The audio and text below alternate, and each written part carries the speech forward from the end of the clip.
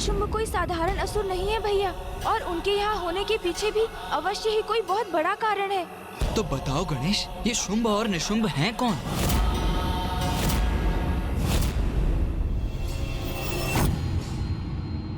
कौन है ये असुर भ्राता शुंभ और निशुंभ? कहां से आए हैं ये? आज से पूर्व यहाँ उपस्थित किसी ने ना इनका नाम सुना और ना ही देखा। फिर भी इनकी शक्ति के समक्ष कोई क्यों नहीं टिक सका? अपने नवीन महानायक को लेकर इन्हीं प्रश्नों के उत्तर ज्ञात करना चाहते हो ना तुम सभी? हाँ, हमें ज्ञात तो होना चाहिए। कौन है ये? कहां से आए हैं ये दोनों? यहाँ कोई इनसे परिचित नहीं है, क्योंकि शुंभ और निशुंभ दीर्घ काल से तपस्या में लीन थे। घोर तपस्या कर अपनी शक्ति में वृद्धि करना चाहते थे, जिससे अत्यंत शक्तिशाली बनकर अपने असुरों का उत्थान कर सके। तप के परिणाम स्वरूप कौन सा वरदान प्राप्त किया इन दोनों ने? तो इनकी शक्ति का कारण इनका तप ही है। आज शुंभ के राज्याभिषेक के पूर्व मैं इन दोनों भ्राताओं का पूर्ण परिचय दूंगा। असुरों का नवीन महानायक शुंभ और उसका भ्राता निशुंभ ऋषि कश्यप और प्रजापति दक्ष की पुत्री देवी दानु के पुत्र हैं, और इनका अग्रज भी अत्यंत शक्तिशाली असुर था और उसका नाम था नमूची।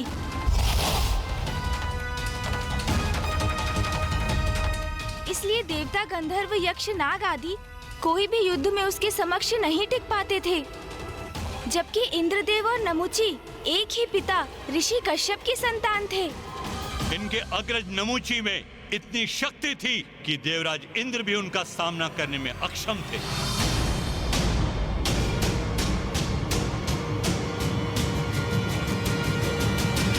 देवराज इंद्र भी सामना नहीं कर सकते थे नमूची का, तो क्या देवराज और नमूची का सामना भी हुआ? किंतु फिर क्या हुआ? नमूची देवराज के आसन पर स्थित क्यों नहीं है?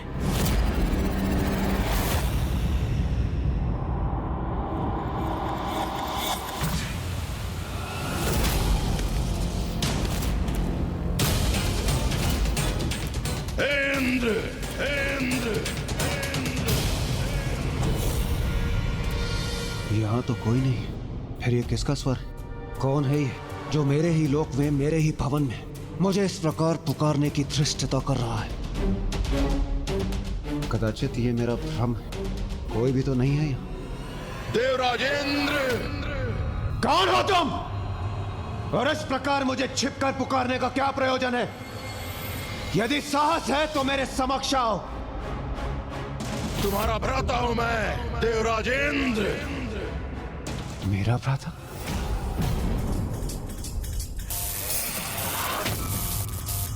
मैं हूं नमूची।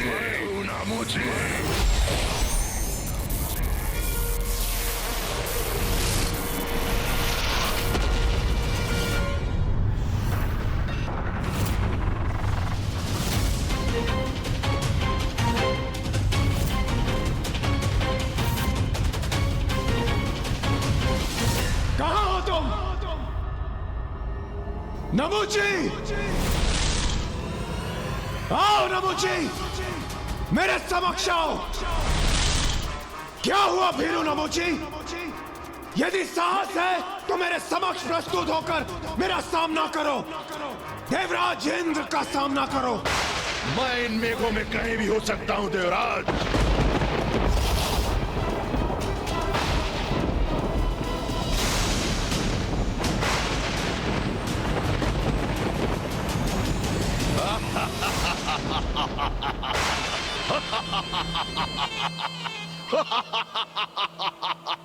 क्या हुआ इंद्र? मेरा उपहार नहीं भाया तुम्हें?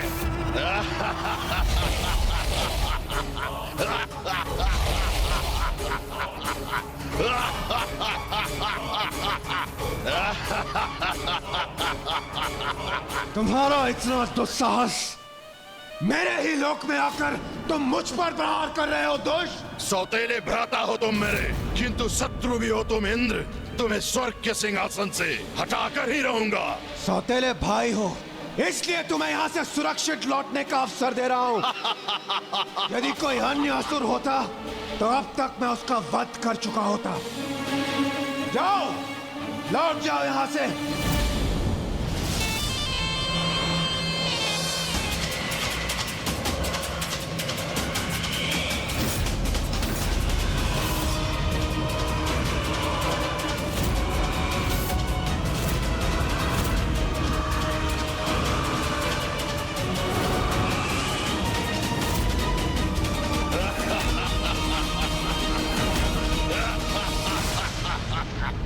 यहाँ से जाने के लिए नहीं, इस स्वर्ग पे अपना अधिकार स्थापित करने आया हूँ मैं, क्योंकि स्वर्ग पर असुरों का ही आधिपत्य होना चाहिए। बस मूर्ख हो तुम, जो तुमने मेरी चेतावनी नहीं सुनी। तो लो, अब मेरे प्रहार का सामना करो।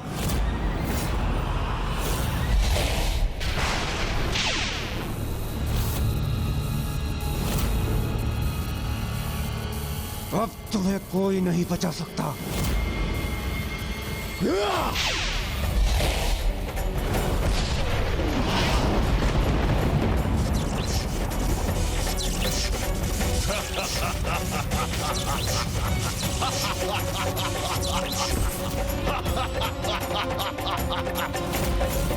अरे थोड़ा तीव्र प्रहार करो इंद्र, युद्ध कर रहे हो मुझसे, परिहास नहीं।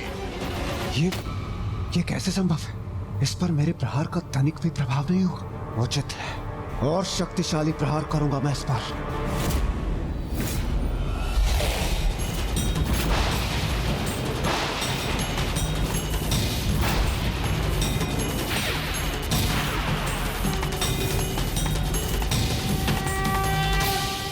अब कोई तुम्हारी रक्षा नहीं कर सकता नमुची, कोई भी नहीं।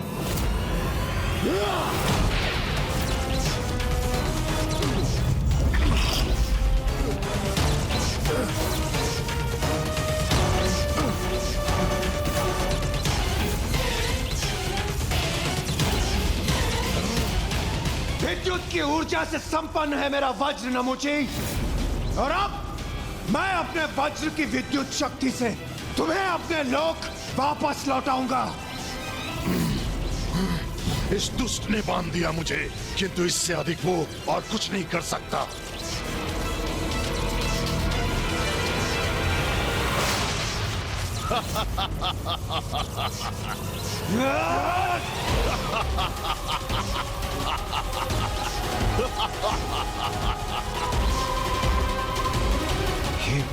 ये तो अब भी अपने स्थान पर अडिग है।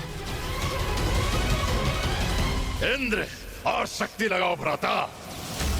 तुम्हारी संपूर्ण शक्ति का असफल प्रयोग देखकर बहुत आनंद आएगा मुझे। मेरे आनंद का कारण बनो। देवराज अवश्य हो, ये तो मूर्ख हो तुम।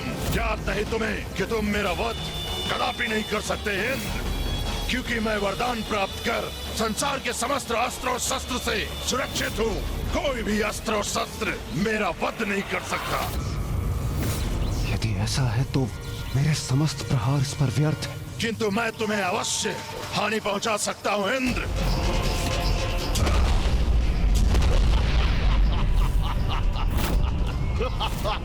इसने तो स्वयं को मेरे बंधन से मुक्त भी कर ली। मेरे हाथों से तुम्हारी पराजय निश्चित है।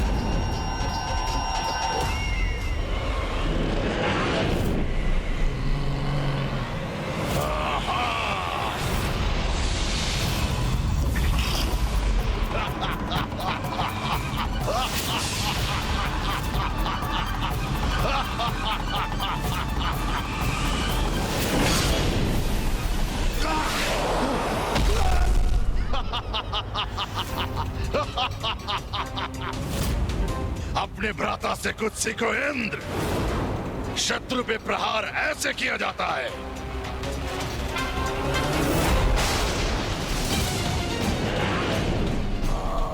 ये तो पुनः वार करने को तैयार है। और शत्रु को धूल दूषित करने के लिए और सशक्त प्रहार ऐसे होता है।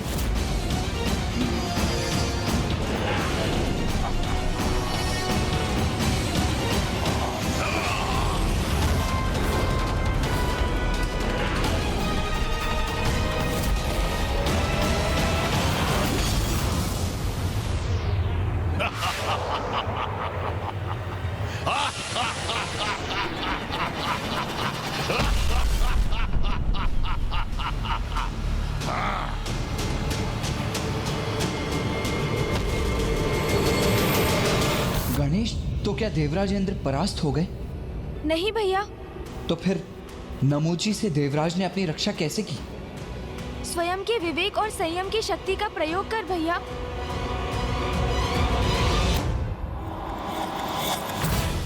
अब कहाँ है वो दुष्ट नमूची?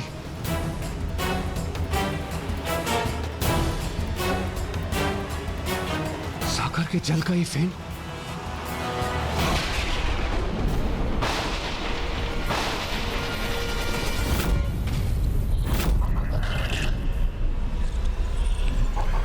सागर का ये फेन संयुक्त होकर जुड़कर किसी तंत्र युक्त धारदार अस्त्र के समान हो गया है।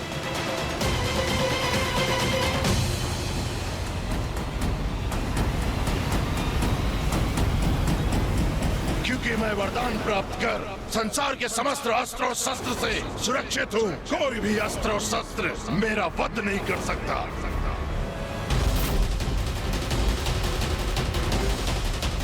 ऐसा अस्त्र जो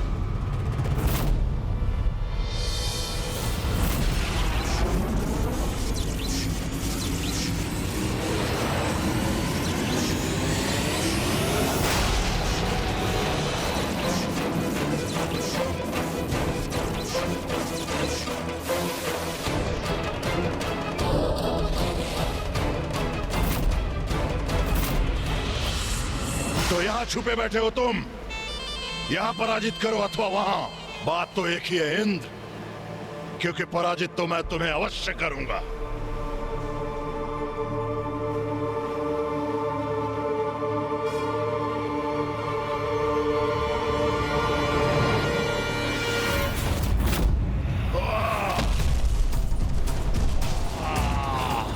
क्या हुआ भ्राता श्री नमूची? आप तो आहत हो गए, वो भी इस साधारण फेन से।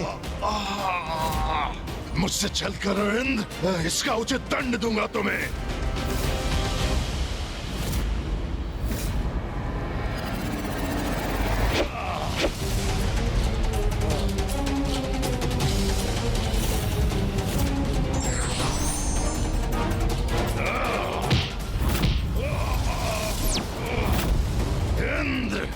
मेरा सामना नहीं कर सकोगे तुम। बस नमूची, हमारी दृष्टता अब और सफल नहीं होगी, कदापि नहीं। अब अंत होगा तुम्हारा दुष्ट।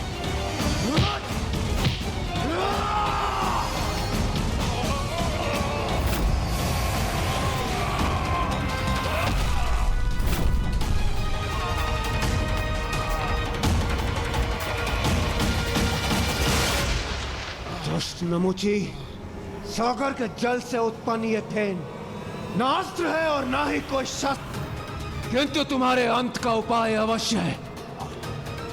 किसी अस्त्र शस्त्र से नहीं, इसी फेन से होगा तुम्हारा अंत।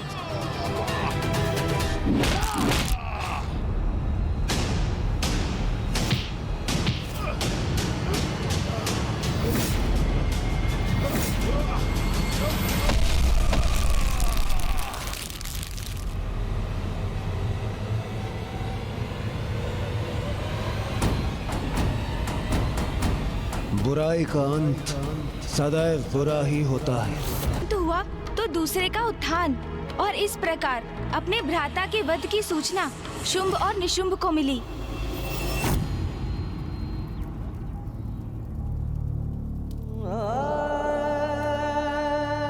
मेरे अग्रज,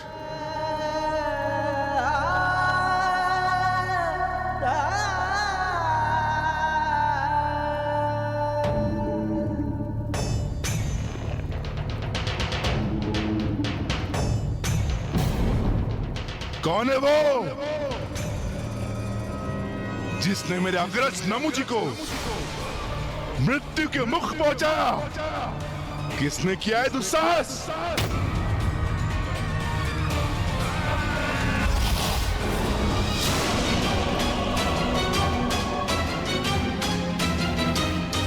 सुना नहीं तुमने?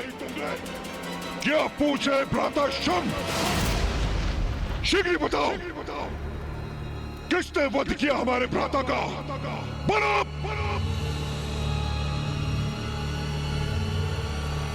स्वामी, देवराज इंद्र ने ये दुष्कृत्य किया है। स्वामी, देवराज इंद्र ने छल से नमूची जी का वध किया है।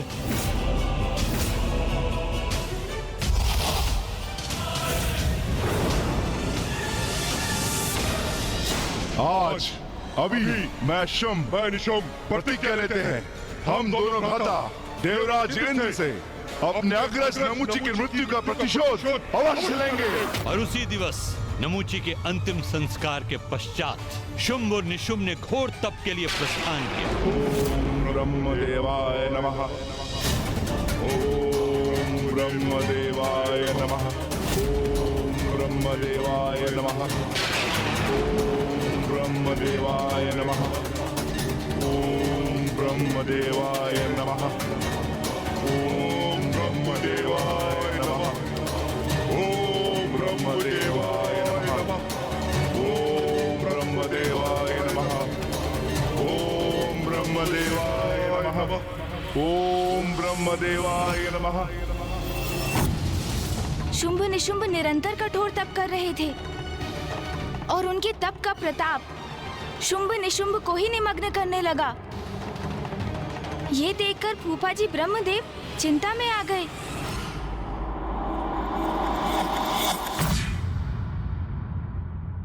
ओम ब्रह्मदेवाय नमः। स्वामी, आप शुंभ निशुंभ को वरदान देकर अपनी चिंता दूर क्यों नहीं कर लेते? ओम ब्रह्मदेवाय नमः। ओम ब्रह्मदेवाय नमः। ओम ब्रह्मदेवाय नमः। आप इतने विचार मग्न क्यों हैं स्वामी? ये दोनों कई वर्षों से आपके प्रति भक्तिभाव धारण कर आपकी इतनी कठोर तपस्या कर रहे हैं कि इनके तप से उत्पन्न तेज ही अब इन्हें प्रभावित करने लगा है। देवी, शुंभ निशुंभ ये तप किसी बड़े वरदान की प्राप्ति के लिए कर रहे हैं। जैसे ही उन्हें यह वरदान प्राप्त होगा, वो देवताओं के लिए कोई बड़ा महासंकट उत्पन्न करेंगे। क्योंकि देवी, असुरों को दिए वरदान का परिणाम देवताओं के लिए विपत्ति लेकर आता है। ये ज्ञात होते हुए भी मैं इन दोनों को वरदान देने के लिए विवश हूं, क्योंकि तप के फलस्वरूप वरदान देना मेरा धर्म है और इस धर्म से पीछे मैं नहीं हट सकता। कैसी दुविधा है ये? स्वामी का वरदान कदाचित देवताओं की विपत्ति का रूप धारण करेगा, किंतु वो शुंभ निशुंभ की कठोर तपस्या, उनकी पुकार का कोई प्रत्युत्तर ना दे तो भी तो ये देव धर्म की मर्यादा का उल्लंघन होगा। क्या करें? किसी न किसी निष्कर्ष पर तो आना ही पड़ेगा। ओम ब्रह्मदेवाय नमः। ओम ब्रह्मदेवाय नमः। ओम ब्रह्मदेवाय नमः।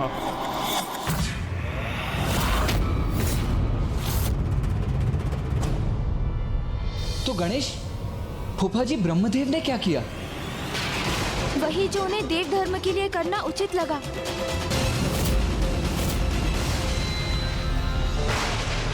ओम ब्रह्मदेवाय नमः। ओम ब्रह्मदेवाय नमः। ओम ब्रह्मदेवाय नमः। ओम ब्रह्मदेवाय नमः। ओम ब्रह्मदेवाय नमः। ओम ब्रह्मदेवाय। पुत्र शुंभ निशुंभ, मैं तुम्हारी तपस्या से प्रसन्न हुआ। कहो, क्या वरदान चाहते हो? प्रणाम ब्रह्मदेव, हमें अमरत्व प्रदान कीजिए। अमरत्व का वरदान तो मैं तुम्हें नहीं दे सकता। इसके अतिरिक्त जो चाहे मांग लो। तो आप मुझे ये वरदान दीजिए ब्रह्मदेव कि मेरा अंत मात्र नारी शक्ति से हो। स्त्री के अतिरिक्त कोई मेरा अंत ना कर सके।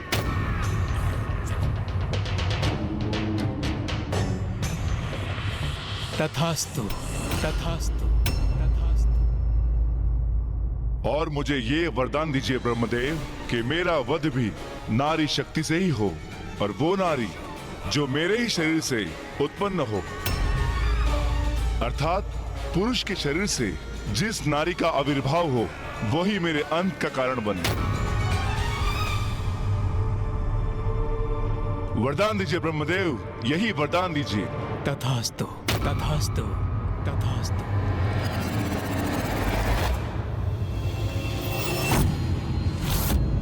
उनके ही शरीर से उत्पन्न स्त्री शक्ति, ये कैसे संभव है?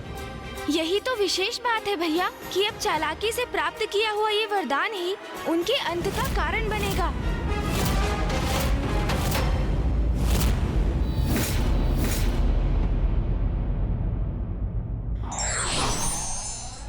प्रतिशोध की भावना कभी और किसी के लिए भी उचित नहीं होती।